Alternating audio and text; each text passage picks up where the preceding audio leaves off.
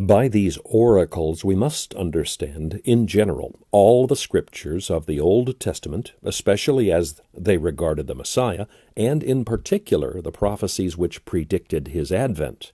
They were oracles inasmuch as they were the words from the mouth of God himself, in opposition to the revelation of nature, which was common to Jews and Gentiles, and they were promises in respect to their matter, because they contained the great promise of sending Jesus Christ into the world.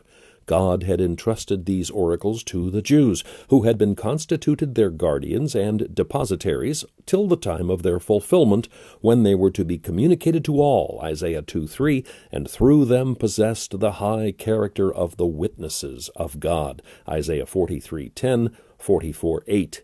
Even till the time of their execution, when they were commanded to be communicated to the whole world, according to what Isaiah in chapter 2, verse 3 had said, "For out of Zion shall go forth the law and the word of the Lord from Jerusalem."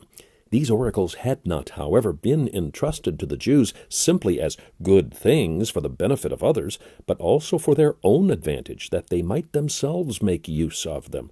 For in these oracles the Messiah, who was to be born among them, and among them to accomplish the work of redemption, was declared to be the proper object of their confidence, and through them they had the means of becoming acquainted with the way of salvation. But why were these oracles given so long before the coming of the Messiah? It was for three principal reasons. First, to serve as a testimony that, notwithstanding man's apostasy, God had not abandoned the earth, but had always reserved for himself a people. And it was by these great and divine promises that he had preserved his elect in all ages. Secondly, these oracles were to characterize and designate the Messiah when he should come, in order that he might be known and distinguished. For they pointed him out in such a manner that he could be certainly recognized when he appeared. On this account Philip said to Nathanael in John chapter 1, verse 45, "We have found him of whom Moses in the law and the prophets did write, Jesus of Nazareth, the son of Joseph." Thirdly, they were to serve as proof of the divine origin of the Christian religion. For the admirable correspondence between the Old Testament and the New is a clear and palpable demonstration of its divinity. It is, moreover, to be observed that this favor of having been constituted the depositaries of the sacred oracles was peculiar to the Jews, and one in which the Gentiles did not at all participate. This is what the apostle here expressly teaches, since he considers it as an illustrious distinction conferred upon his nation, a preeminence over all the kingdoms of the world.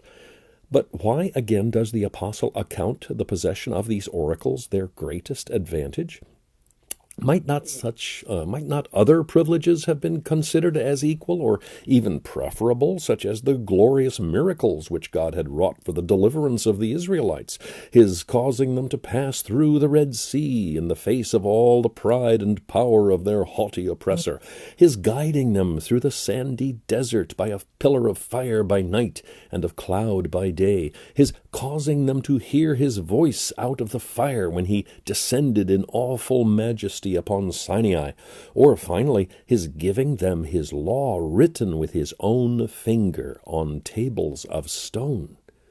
It is replied the promises respecting the Messiah and his coming to redeem men were much greater than all the others.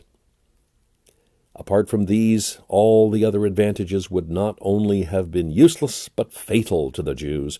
For, being sinners, they could only have served to overwhelm them with despair, in discovering on the one hand their corruption unmitigated by the kindness of Jehovah, and on the other the avenging justice of God. In these circumstances they would have been left under the awful impossibility of finding any expiation for their sins.